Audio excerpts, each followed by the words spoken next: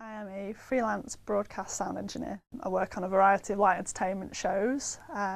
We look after setting up the studio, which includes rigging all the microphone transmitters and receivers, rigging a PA system if we've got an audience in, setting up all the communication so the production unit can all speak to each other throughout the building, and then setting up the final sort of bits of record so that when we run the show, everything goes down to track.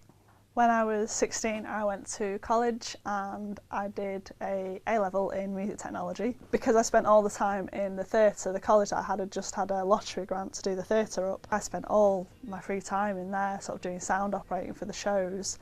I managed to talk my way into university on a music technology degree, and at the same time, next door but one neighbour worked for Granada Television as a technical supervisor, so he said, "Oh, I'll get you some work experience." I think Mum and Dad were a bit, "Oh God, where's my daughter going?" So I did a couple of weeks work experience on Stars in Their Eyes with Matthew.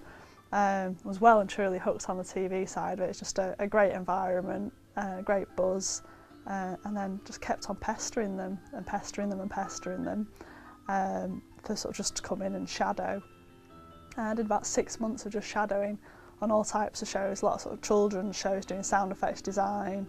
And then we also did a show for the BBC called Heaven and Earth, which was live telly, which was really exciting. The problem with it was that you had to be, to set everything up, you had to be there at 5:30 on a Sunday morning, which wasn't very pleasant, but obviously none of the crew wanted to do it. So as a sort of young, keen freelance, I was like, I'll do it. It is good fun. You meet some incredible people and you meet some really awful people. I've worked on all sorts of stuff from Stars in Their Eyes, Soapstar Superstar, to Countdown, we do the Jeremy Kyle show. I've worked with bands, N-Dubs, Delphic, the Manic Street Preachers, lots of that sort of type of rock and roll for broadcast, for DVD release. And then just sort of mainstream stuff like Corrie. The best thing about my job, what I love most of all, is that it's different every day. I could be filming Countdown one day and then Lady Gaga at the Apollo the next. I'm not like a raving feminist, but it is definitely a man's world. It requires an immense amount of dedication. Don't give up. More awareness of the type of jobs that are out there, the type of money that can be made, and that it doesn't have to be a man to do it. Anybody can do it.